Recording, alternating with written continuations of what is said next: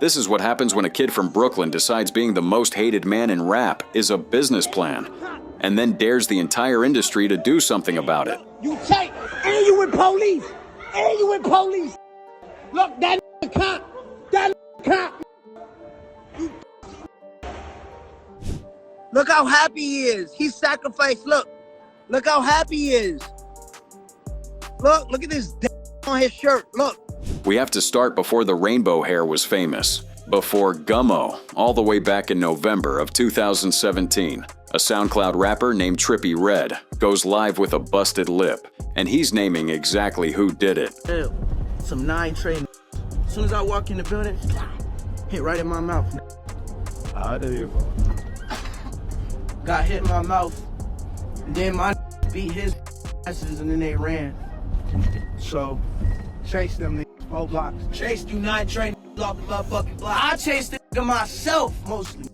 I ran them down myself. Shout out to Rudy. The two had been friends in the underground scene, trading beats and features. Then came the clout, the alleged beat stealing, and an ambush at the Gansevoort Hotel. 6ix9ine would later admit to orchestrating under oath. Trippie's still heated, and he's got plenty to say about the energy behind it. I just got back from a video shoot. He did. 6ix9ine got STDs. He wanna preach all this positive shit, all this weird, bro.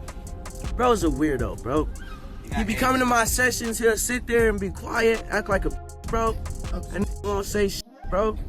Like, he always in the cut, like. To Trippie, the whole thing came down to one thing. 6ix9ine wanted the spotlight, and he'd run over anyone to get it. Bro is not no savage, bro. Like, he's not really about anything, bro. And the fact that I gave this clout, and now the is around him, you feel me? They're gonna try and protect him for the clout. Manager is a blood, you feel me? So all them blood and them Crips. That ambush would resurface years later as evidence in a federal racketeering trial. But in January of 2018, with Gummo exploding and the rainbow hair everywhere, the trouble found a much younger target. A 16-year-old fan at Houston's Galleria Mall who made the mistake of pulling out a phone.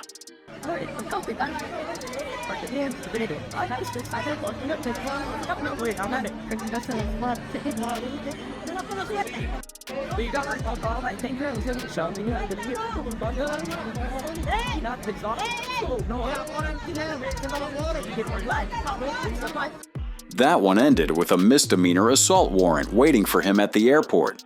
And speaking of airports, 1 month later, in February, the chaos went international at LAX, where 7 or 8 guys started throwing hands, and the brawl spilled all the way out toward the street. The calmest voice in the whole terminal? The intercom.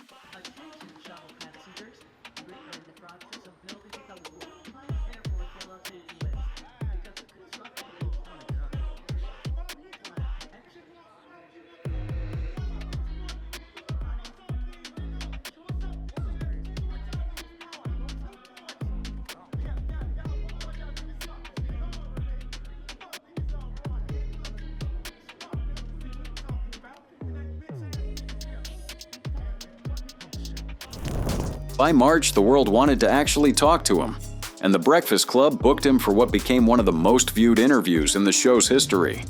Charlemagne sat down to play concerned mentor. 6ix9ine showed up in full troll mode and never once broke character. Jesus Christ, that's not what we wanted. Gosh, Listen to me. Get under his skin. You're not under my I can skin. see I'm under his skin. Everyone knows I'm under his skin. You're not under my skin. But you see, like, I probably rub off wrong to you, him, and like a lot of people. But at the end of the day, it's my job to get under people's skin. Well, listen, you're not under my skin, but I just be concerned because you're a young man, you're making money. People like your music. Charlemagne kept trying to steer it back to the music. 6ix9ine kept flipping it into a numbers game about who needed who. Famous last words. Listen, you don't got, listen, Charlemagne, you don't got no Billboard records. Yeah, because I got a nationally syndicated radio show. You don't got no Billboard records. I got a nationally syndicated radio show. I got a New York Times best-selling book. I've had hit TV shows. I executive produce a lot of TV shows. I got movies coming out. To be honest, if it wasn't for this, I would have never heard about you. That's cool. If it wasn't for you, and I'm telling you right now, that you say you got a what executive radio show? He even paused to predict on camera exactly how the clip would perform. and then went looking for a brand new way to needle the host. This is gonna be your most viewed. This, like, I'm telling you for a fact, this is gonna be your most viewed. You took your GED test yet? Yeah, I took it and I passed it. And I That's wanted dope. to save it till the video that I'm about to drop is actually called Day 6ix9ine Graduation Day, and I passed it. So, please say congratulations. Congratulations, Thank sir. you. I'm happy for So, you. I did pass it, and What my was court the date is point of April that? 10th. By the end, the veteran host had completely run out of road.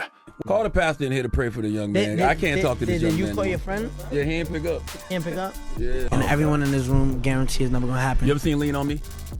Nah, that shit. That's mad long ago, man. Like, chill, I don't know bro. why he Like, asked you that. And Lean on Me, Joe Clark said, if you don't change your ways, you'll be dead in a year, son. All right, well, I'm here to stay. Like, you'll see me in 2069, man. Like, I'm here, man. I'm here to stay. A radio studio is a controlled environment. A Brooklyn boxing match is not.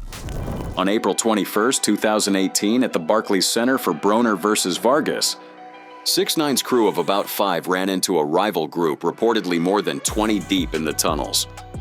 Pushing turned to shouting, and the cameras kept rolling on what came next. Yo, this how the we mob, man. Straightway, man. Bar Jack boy, man. In the Barclays, stupid. Boy, don't run. Where you going? Where you going? Boom, boom, boom. Hit that. A single shot, later admitted in court to have come from a 9 Trey affiliate, sent the whole building scattering. You can hear exactly how fast the room flipped. Started running this. Sad. Straight up. That boy don't run. Boy don't run. Where you going? The bystanders narrated the entire scene in real time as it unfolded. Stupid. Yo, his whole squad hit the floor. His whole squad hit the floor, you heard? What? Everybody? Everybody getting shot. Boom, boom, boom. Straight up. Everybody hit the floor? Everybody hit the floor, blood. Straightway shit.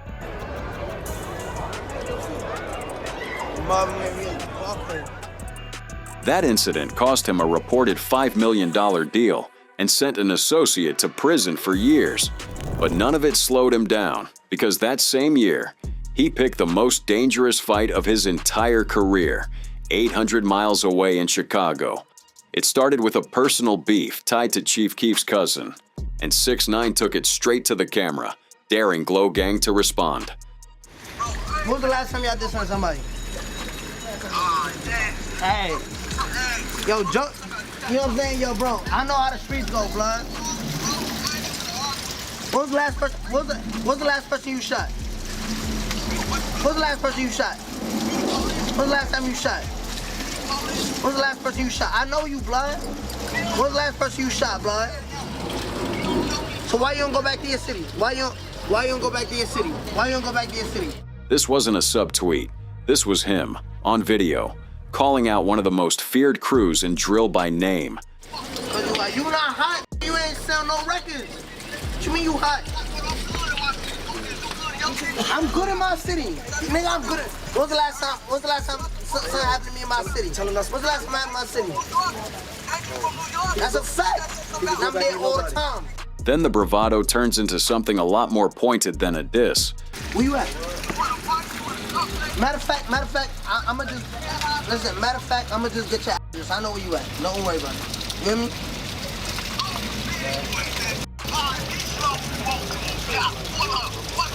Alright. Yeah. Where you at? You gonna be in your crib or you gonna be in social hotel?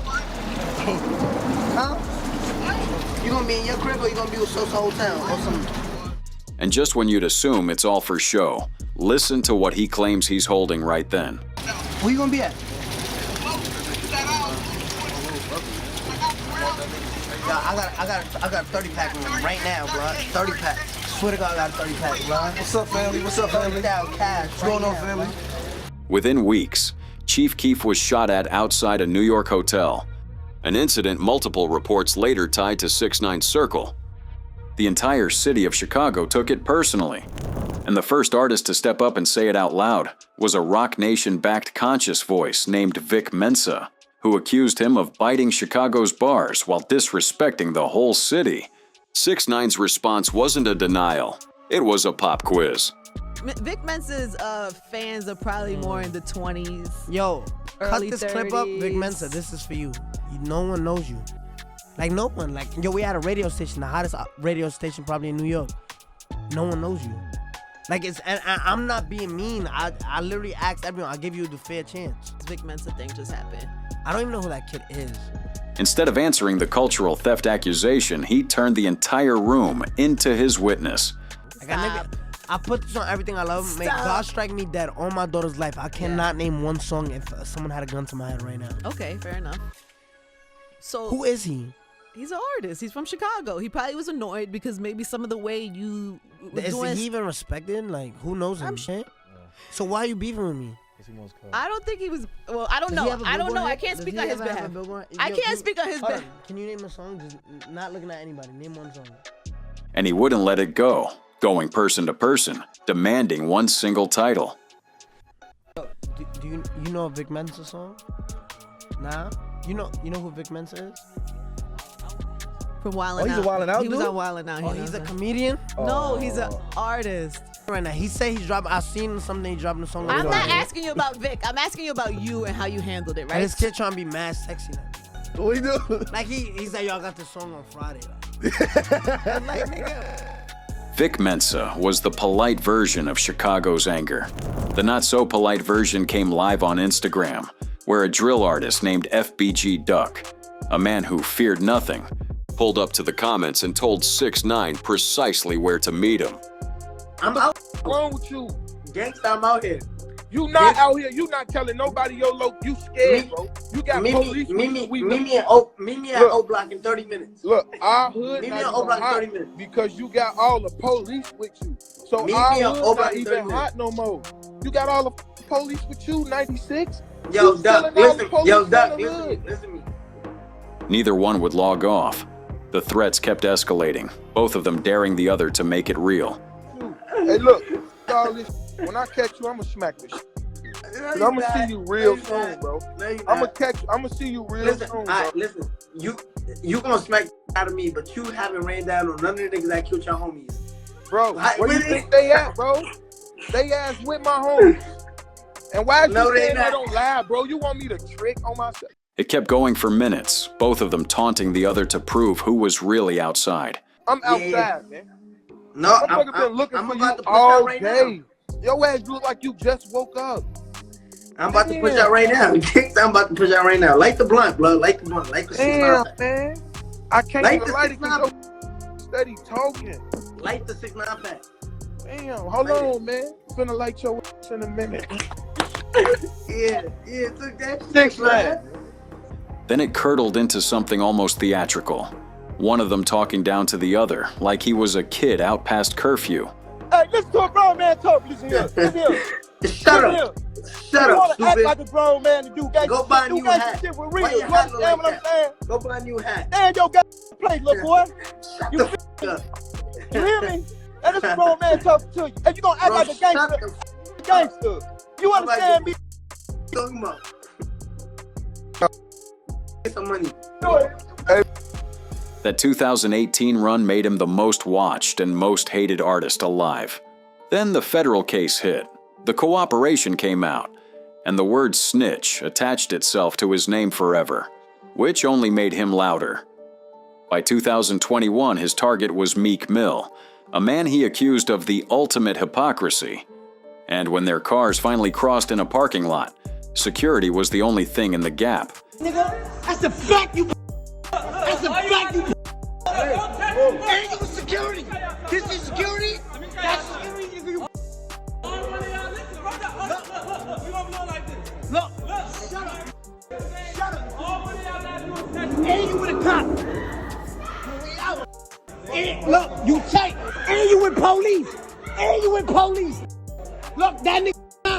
He wouldn't drop the one accusation he'd built the whole feud around, that the so-called tough guy was leaning on T. He exact protection he mocked everyone else for. That's the fact that nigga put. Look, ain't with a cop. We don't got no security. I got my own I got my own fight on the security in the club. That cop.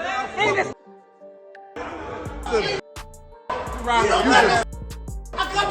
You said own fight on you this said you up, nigga. All y'all. And as the entourages pulled them apart, he turned the whole thing on the security guards themselves. Securities bring 6ix9ine over here, huh? Fucking weirdo. What y'all trying to get me locked up? Weirdo. What y'all weirdos want to get me locked up? You clown. Why the f y'all even bring that clown over here? What the f is wrong with y'all? What y'all me in trouble? What y'all trying to get me in trouble? Huh? Calling out a living legend security detail is bold. Yet that controversy was nothing compared to what came next. In 2026, he sat down with Vlad and launched a full-scale attack, accusing one of Atlanta's most respected names of hypocrisy, while Young Thug's case was making national headlines. What made me sit down with you was when Young Thug snitched. Am I lying? Yeah, you're right. On your kids? Yeah.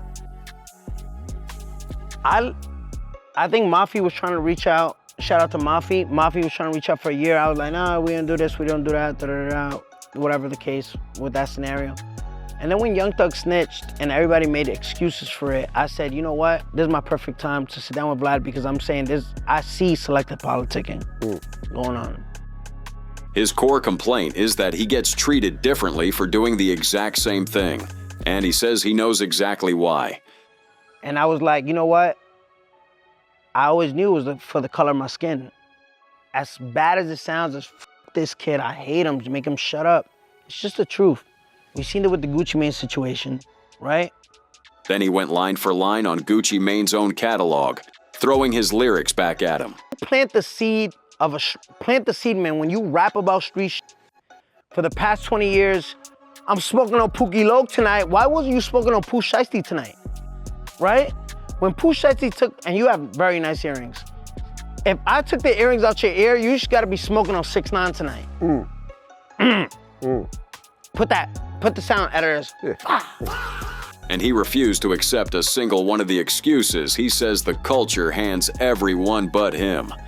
You can't outgrow the seed you planted. I'm smoking on Pookie Loc tonight. You fucking killed the guy that literally, it was self-defense murder, right? I'm not saying discredit him.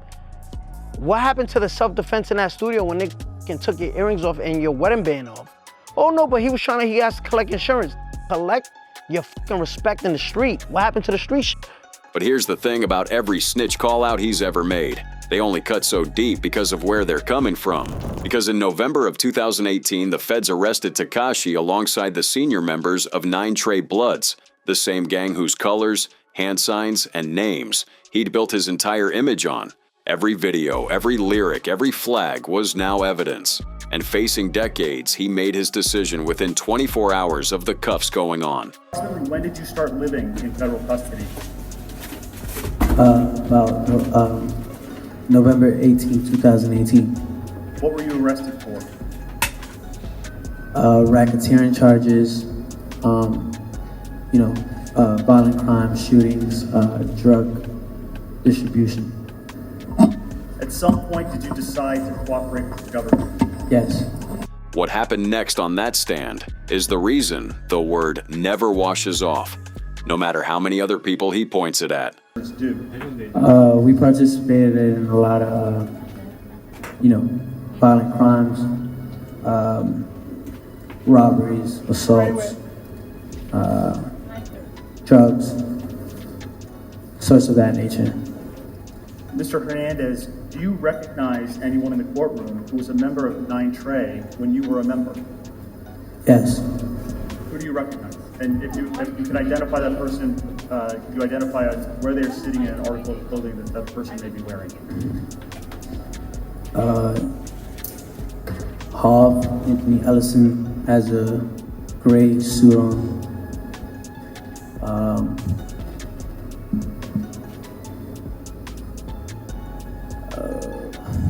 And Nuke, Ajuman Mac has the brown suit on. 9 counts of racketeering, guilty to all 9. And then the prosecutor brought up the one song that started this entire story and asked him to explain it. What is Gummo about? Generally speaking. It's it was actually a diss song. A diss song is like something.